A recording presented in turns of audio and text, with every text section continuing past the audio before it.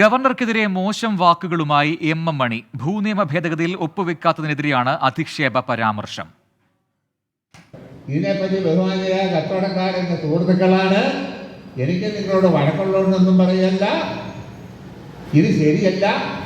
ഈ നാടിയെ പേറാൻ നിങ്ങൾ പോകേണ്ട കാര്യമൊന്നുമുള്ളതല്ല എന്നാണ് എൻ്റെ അഭിപ്രായം. അതാണ് ഭൂപരിഷ്കരണ നിയമം ഭേദഗതി ചെയ്തതാണ്, നിയമസഭ പാസാക്കിയതാണ്. അത് ഗവർണർ ഒപ്പിടണം. ഒപ്പിടാത്ത ഗവർണർ ഇടുക്കിയിൽ പ്രവേശിക്കുന്നത് ഇടുക്കി ജില്ലയിലെ ജനങ്ങളുടെ മുഖത്ത് കരിവാരി തേക്കുന്ന നാലാന്തരത്തിലെ അഞ്ചാന്തരം പണി ഒരുമാതിരി പിറപ്പ് പണിയാണെന്നാണ് എൻ്റെ അഭിപ്രായം. അത് നിസ്സാര കാര്യമല്ല, മര്യാദകേടാണ്. ആരാന്നാ പറയുന്നത്? ഉത്തരേന്ത്യകളിൽ കിടക്കുന്ന ഒരുത്തൻ ഗവർണർ പദവി പട്ടം കാട്ടി കൊടുത്തു, വിവരമില്ലാത്തവന്. ഇവിടെ വന്നിരുന്ന് നമ്മുടെ മുഖത്ത് പഠിക്കുക. ഇതേ വ്യാപാരി വ്യവസായി ഏകോപന സമിതിയുടെ പരിപാടിയിൽ പങ്കെടുക്കാൻ ഗവർണറെ തൊടുപുഴയിലേക്ക് ക്ഷണിച്ചതിൽ CPIM-ഉം വ്യാപാരി വ്യവസായി ഏകോപന സമിതി തമ്മിൽ തർക്കമുണ്ട്. ഭൂപതിവ് ഭേദഗതി ബിൽ ഗവർണർ ഒപ്പുവെക്കാത്തതിൽ പ്രതിഷേധിച്ചുള്ള രാജ്ഭവൻ മാർച്ച് നിശ്ചയിച്ച ദിവസം തന്നെയാണ് തൊടുപുഴയിലെ പരിപാടിയും.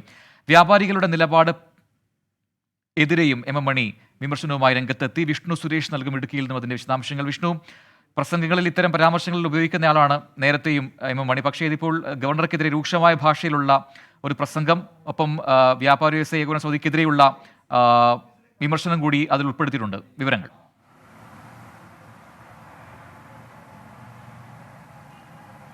രജനി, ഇതിനു മുമ്പും എം മണിയുടെ ഭാഗത്തു നിന്ന് ഇത്തരം പരാമർശങ്ങൾ ഉണ്ടായിട്ടുണ്ട്, അധിക്ഷേപ പരാമർശങ്ങൾ ഉണ്ടായിട്ടുണ്ട്. നമ്മൾ പലകുറി ചർച്ച ചെയ്തതാണ്. ഇത്തവണ അദ്ദേഹം സംസാരിച്ചിരിക്കുന്നത് ഗവർണർക്കെതിരെയാണ്. അതിൽ പ്രധാനപ്പെട്ട പശ്ചാത്തലം ഭൂപതിവ് നിയമ ഭേദഗതി അല്ലെങ്കിൽ ആ ബില്ല് നിയമസഭ പാസ്സാക്കിയിരുന്നു. പക്ഷേ ഗവർണർ അതിൽ ഒപ്പുവെച്ചിരുന്നില്ല. അതുമായി ബന്ധപ്പെട്ട് ഇടതുപക്ഷം ഇടുക്കി ജില്ലാ കമ്മിറ്റിയുടെ നേതൃത്വത്തിൽ രാജ്ഭവനിലേക്ക് 9-ാം തീയതി ഒരു മാർച്ച് പ്രഖ്യാപിച്ചിരുന്നു. 9-ാം തീയതി ആ മാർച്ച് നടക്കാനിരിക്കുകയാണ്.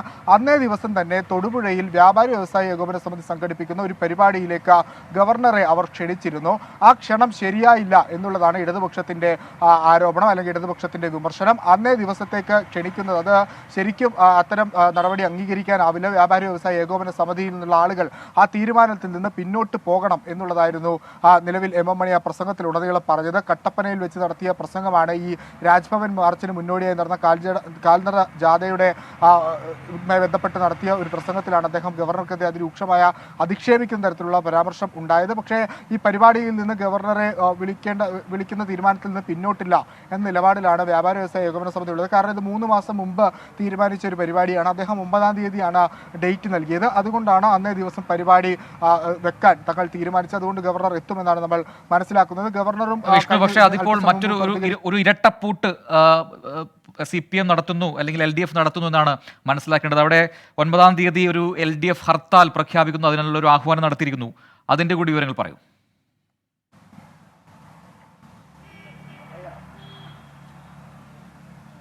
പ്രജിൻ, ഹർത്താൽ പ്രഖ്യാപിച്ചിരിക്കുകയാണ് ഇടതുപക്ഷം.